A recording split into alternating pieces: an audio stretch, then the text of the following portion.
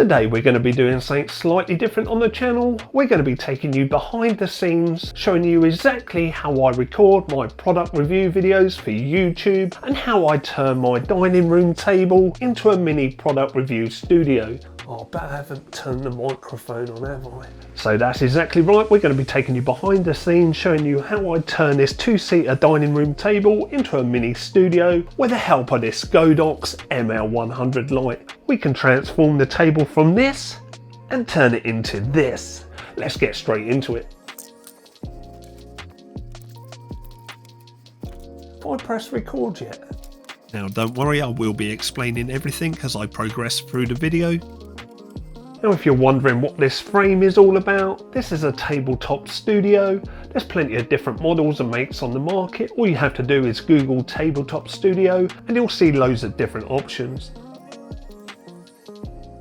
Now to mount our camera to the frame, all we do is use these clamps. Now the reason I use these clamps is so that the camera can be moved into different positions around the frame. And then the key to making this whole studio work is good lighting, and that's why I recommend the Godox ML100. It's small, powerful and compact. And again we use clamps around the frame so that we can move it into different positions, just like our camera. Now I also recommend the Godox ML-CS30 softbox. This is going to diffuse that light and make it look really soft and natural. And what I really like about this softbox is it's still small and compact and doesn't get in the way. Now all we have to do is connect the power supply to the light, hit that power on button, and then we're ready to go. And this is what it looks like looking up from the table. Now not only do I recommend this Godox ML100 because it's small and compact and powerful, but it's the one thing that's really going to improve the image quality that you get. Now most people think that it's the camera, but it's good lighting that makes the biggest difference. And with this light measuring only 12cm by 11cm and able to provide 120 watts of powerful lighting, with a CRI score of 97 plus and a TLCI score of 98 plus, I cannot recommend it high enough. Now the light can be powered two different ways, either via mains power with a supplied transformer or via USB-C. Now on the rear of the light we get a display with a power on button, a mode button and two cooling fans. We also get a rotating dial to adjust our settings. On the underside we get a 1/4 inch mounting point, and supplied with the light is a small reflector that makes the light very directional. Also supplied with the light is a mounting bracket, excellent if you already own a light stand. The light also comes supplied with a transformer and mains powered cable. Now as you've seen, we've mounted the light to the frame, but because this light is so small and compact, we can do something completely different with it. Let me show you this. I don't know what it is, but as soon as I start talking, my hands start moving all over the place. And just like that, we've now got the light mounted to a light stand, which means it's movable, and this is fantastic for product photography. Now I know what you're thinking, it's all well and good having it on a light stand that's movable, but you have to be tethered to the mains power. Ain't it a shame that it's not portable? Well, you can actually make it portable by using the USB-C power input. Let me show you how I do it. So yeah, you can use pretty much any type of power bank. Now in my case I'm using a power bank handle which mounts into the bottom 1/4 inch mounting point on the light. Then all we have to do is plug in the USB-C cable and we're ready to go.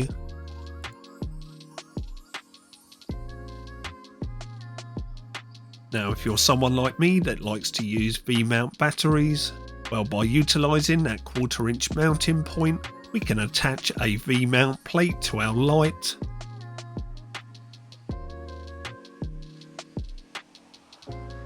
Then we can run a USB-C cable from the V-mount battery directly into the light and power it like this. And what I really like about this method is I'm now able to mount the light directly onto a camera's tripod. It's also worth me mentioning that Godox do sell their own V-mount battery mount, especially for this light, that can be purchased separately. So yeah, I cannot emphasize how important it is to have proper lighting to do your product reviews. If you're anything like me, I used to use the windows and household lighting to try and do my product reviews, and it's an absolute nightmare. I'm forever chasing the light, my shadows were wrong, it was dark, it was horrible. But now, because I've got the Godox ML100, it means that I can take control of the light, the brightness, the angle, the shadows, etc. And it just makes it so much easier. Have I got the angle right on this? Is that how it should look? Another thing with a Godox ML100, you can download an app to your smart device and control the light remotely. Oh, just whack the head off the bloody frame. Now, I don't normally do this, as for me it's much easier to control the light just with the rear buttons on the light itself. Not only do we get to control the brightness, we also get to control the colour temperature of our light also, and it also has built-in functions and different modes, so we can do special effects in our video if you really want to. The other great thing about this setup is I can now place the light and camera exactly where I want them depending on the product that I'm reviewing. If I need the camera or light adjusting, it's as simple as changing its position on the frame. Now, if you're a subscriber to my channel, you know that I normally do the top-down view of my products, and this works perfectly in this setup. So I'm going to do a quick product review of how I would normally do it and show you exactly how it comes out. Now, this is how I normally do my product reviews, with the camera in this position and the light off to the rear of it, so it's aiming straight down at the table. So let's turn on the light now and I'll show you how it looks from this camera here.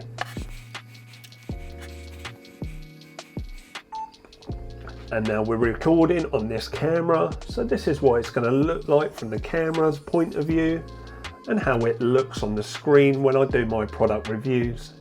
Now, if you're into your camera tech reviews, make sure you hit that subscribe button down below, because that's what this channel is all about. So not only do I get to control the camera, I also get to control the light at the same time, making it really practical and easy to do these product reviews. So there you go, a look behind the scenes of a YouTube product reviewer. I'll tell you what I could actually do, I could stick that light behind here and make my face look all nice and good, couldn't I? Oh, there we go, that looks much better. So like I say, it's more important the lighting rather than a camera. Everything I film could be filmed on a mobile device, even though I like my Sony mirrorless cameras. So yeah, this is the behind the scenes of a YouTube product reviewer. If you've enjoyed this video, please give it a big thumbs up. And if you want to see further content from myself, hit that subscribe button down below and we'll catch up in that next video. See you soon, everyone.